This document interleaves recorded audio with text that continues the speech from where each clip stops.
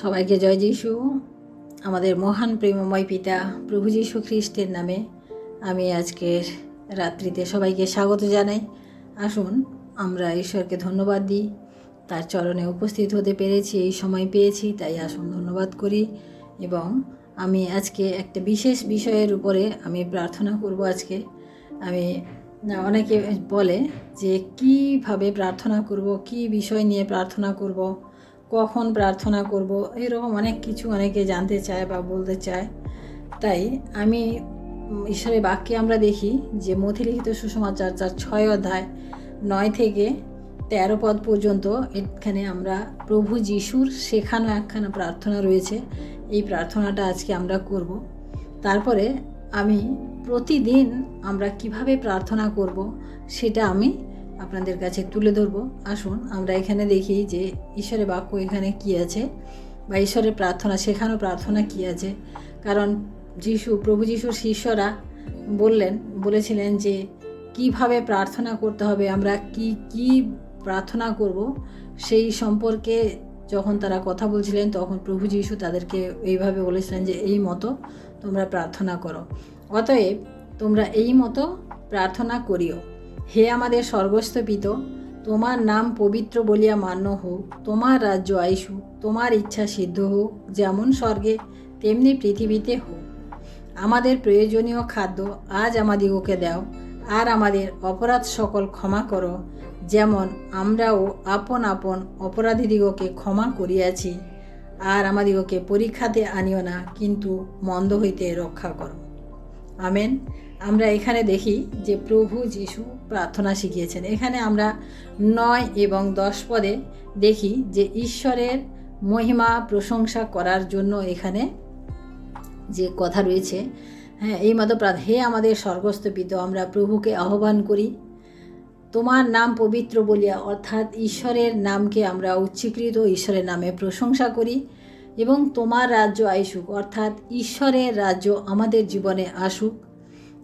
তোমার ইচ্ছা সিদ্ধ হোক, ঈশ্বরের ইচ্ছা আমাদের জীবনে সিদ্ধ হোক, যেমন স্বর্গে তেমনি পৃথিবীতে, অর্থাৎ যেমন স্বর্গে তেমনি পৃথিবীতে। কারণ আমরা আছি পৃথিবীতে, ঈশ্বর রয়েছেন স্বর্গে, এবং সেই স্বর্গের মতো করে যেন আমরা পৃথিবীতে তার ইচ্ছা আমরা পূরণ করতে পারি। এই 9 এবং 10 পদে আমরা দেখলাম। 11 এবং 12 পদে আমাদের দেখি, 11 পদে দেখি, এখানে আছে আমাদের প্রয়োজনীয় খাদ্য আজ আমাদিগকে দাও, অর্থাৎ আমাদের শরীরের জন্য, আমাদের আত্মার জন্য, আমাদের শারীরিক জন্য যে খাদ্যের প্রয়োজন হবে বেঁচে থাকার জন্য, সেটা আমরা এখানে প্রার্থনার মধ্যে দেখি যাচনা করা হয়েছে। 12 এবং 13 পদে দেখি যে আবার ঈশ্বরের কাছে কিছু বিষয় আমাদের স্বীকার করা হয়েছে এবং কিছু বিষয় আমাদের যাচনা করা হয়েছে। সেই সম্পর্কে আমি বলি। 12 পদে আছে, আর আমাদের অপরাধ সকল ক্ষমা করো, যেমন আমরাও আপন আপন অপরাধীদিগকে ক্ষমা করিয়াছি। কারণ ঈশ্বরের বাক্য আমাদের ক্ষমা করতে শেখায়।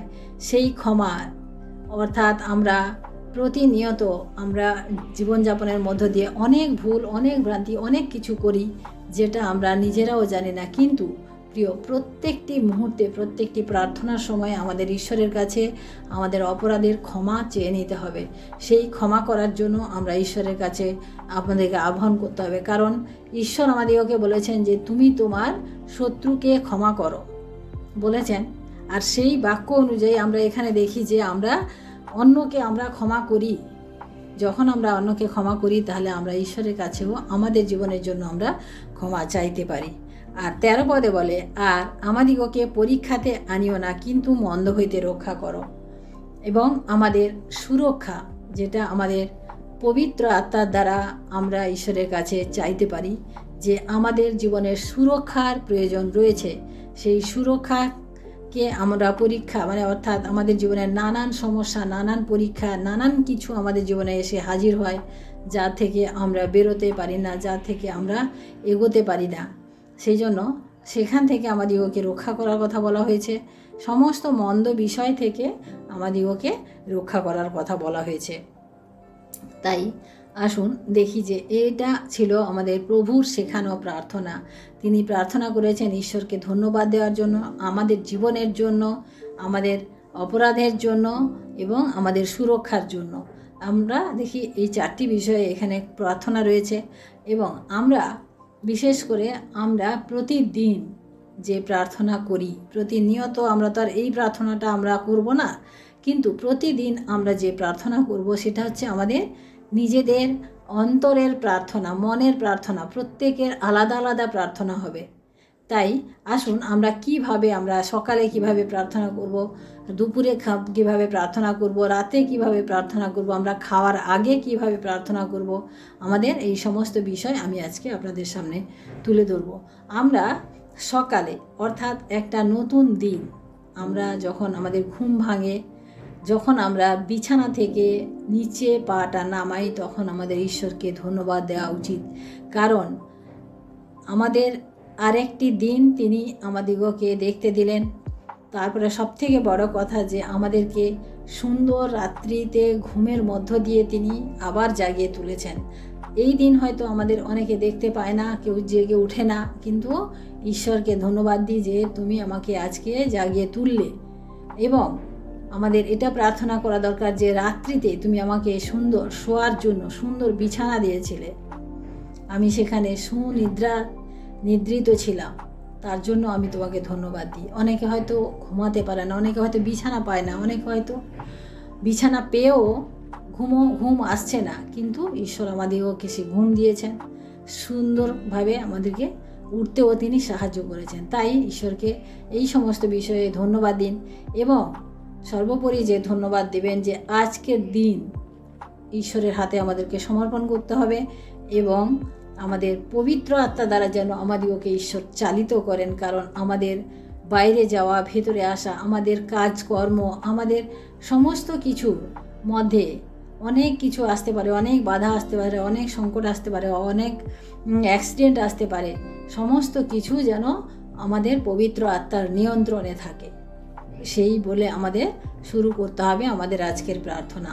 এবং ঈশ্বরকে এটা আমাদের বলতে হবে যে প্রভু তুমি আমার জীবনের পথ প্রদর্শক হও, কারণ আমি যেন যেখানে যাব সেখানে যেন আমি তোমার নামকে মহিমান্বিত করতে পারি, আমার মুখের দ্বারা, আমার কথাবার্তার দ্বারা, আমার চালচলনের দ্বারা যেন তোমার ইচ্ছাই আমার জীবনে সিদ্ধ হয়। এইভাবে আমরা সকালে প্রার্থনা করব, ঈশ্বরকে ধন্যবাদ দেব। আর প্রভুর সেখানে যে প্রার্থনা আমরা দেখলাম যে ঈশ্বরের মহিমা করব এবং আমাদের সমস্ত ভুল ত্রুটি অপরাধের আমরা ক্ষমা চাইব। আমরা খাওয়ার আগে এই প্রার্থনা করতে পারি যে যখন আমাদের সামনে একটা আহার আসে, সেই আহারের জন্য আমাদের অনেক জনের পরিশ্রম থাকে। শুধু আহার আমরা এখন প্যাকেট করে অর্ডার দিচ্ছি, পেয়ে যাচ্ছি, খেয়ে নিচ্ছি, এরকম নয় প্রিয় ভাই বোনেরা। সেই আহারটা তৈরি করার জন্য, সেই আহারটাকে আনার জন্য অনেক লোকের এখানে অবদান রয়েছে। তাই আমাদের ঈশ্বরকে ধন্যবাদ দিতে হবে যে প্রভু এই সুন্দর খাবারটা তুমি আমার সামনে তুমি আজকে যোগান দিয়েছো। প্রভু তোমায় ধন্যবাদ করি। যে এই খাবারটা বানিয়েছে তাকে ধন্যবাদ করি, যেই ভাণ্ডার থেকে এসেছে সে ভাণ্ডারকেও আশীর্বাদ করো। এবং এই খাবার খেয়ে যেন আমার জীবনে কোনো ক্ষতি না হয়, আমি যেন বল শক্তি পাই, বা আমার যেন তোমার রাজ্য বিস্তারের কাজে আমি নিজেকে নিয়োজিত করতে পারি, সেই সামর্থ্য যেন পাই। এভাবে প্রার্থনা করতে হবে। এবং আরেকটি বিষয়ে প্রার্থনা করতে হবে যে এই খাওয়ার অনেকের সামনে আছে, খেতে পারছে না, এরকম লোকও আছে। অনেকে এই খাওয়ার পাচ্ছে না, তাদের জন্যও আমার ঈশ্বরের কাছে প্রার্থনা করতে হবে যে প্রভু তাদের কাছেও তুমি যে করে হোক খাওয়ার পৌঁছে দাও, যারা খেতে পায় না, যারা পাচ্ছে না, যারা খাওয়ারের জন্য হাহাকার করছে, তাদের কাছেও তুমি পৌঁছে দাও। এবং আমরা রাত্রিবেলায় আবার প্রার্থনা করতে হবে আমাদেরকে শোয়ার আগে। সমস্ত কিছু কাজকর্ম করার পরে আমরা যখন বিছানায় উঠে যাব, ঘুমাতে যাব, তার আগে বসে আমাদের প্রভুর কাছে প্রার্থনা করতে হবে। কি বিষয়ে প্রার্থনা করতে হবে? যে সারা দিন আমরা ঈশ্বরের অনুগ্রহে সুস্থ আছি, ভালো আছি, তার জন্য আমাদের প্রার্থনা করতে হবে। আমাদের কাজে কর্মে কি ঘটেছে না ঘটেছে সে সমস্ত কিছুর জন্য ঈশ্বরের কাছে প্রার্থনা করতে হবে। এবং আমাদের জীবন দ্বারা যদি কেউ দুঃখ পেয়ে থাকে, কষ্ট পেয়ে থাকে, বা কারুর যদি কোনো ক্ষতি হয়ে থাকে, তার জন্য আমাদের ঈশ্বরের কাছে ক্ষমা চাইতে হবে। এবং আমাদেরকে সর্বোপরি এই প্রার্থনা করতে হবে যে রাত্রে আমি ঘুমাবো, আমার সুরক্ষা তুমি দাও প্রভু, তুমি আমার সাথে থাকো, আমার পরিবারের সাথে থাকো, আমার গৃহের চারিদিকে থাকো, যাতে শয়তান কোনোভাবে ক্ষতি করতে না পারে। কারণ আমি যখন ঘুমাবো তখন আমার মধ্যে আমি নেই, কিন্তু প্রভু তুমি আছো আমার জন্য, তুমি আমাকে পাহারা দিয়ে রেখেছো, তুমি আমাকে সুরক্ষা করে রেখেছো।